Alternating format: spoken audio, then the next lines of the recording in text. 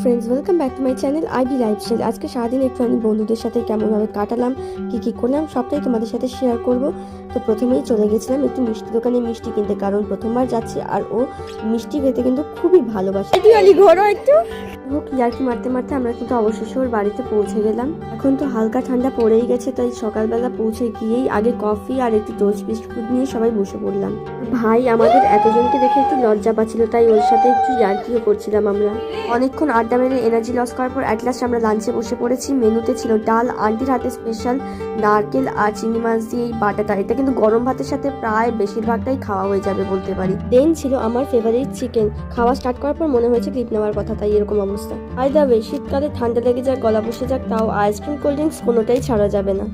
বিকেলবেলা মিষ্টি মুখ করে নিয়েই বেরিয়ে পড়লাম মাঠে ঘুরতে যাওয়ার জন্য। পাশে রিঙ্কু মাওবাদি। তোর মা দিকে চেপে যা পিছনে হ্যাঁ ছিল রে, একদম কাছে ছিল। তোর মা দিকে পালাচ্ছে, তোর মা দিকে পালাচ্ছে। যা যা যা যা যা যা যা আরে সামনে যা আরে অনেক জায়গা আছে, অনেক জায়গা আছে। আরে পেছনে কর গোবিন্দ গোবিন্দ আসু বাম দিকে সন্ধ্যাবেলায় চলে গেছিলাম বাড়ির পাশে রাসমেলাতে ঘুরতে। সেই ভিডিও কিন্তু আসছে নেক্সট পার্টে, দেখতে হলে অবশ্যই সাবস্ক্রাইব করতে হবে চ্যানেলটাকে। Thank you for watching my video. Tata.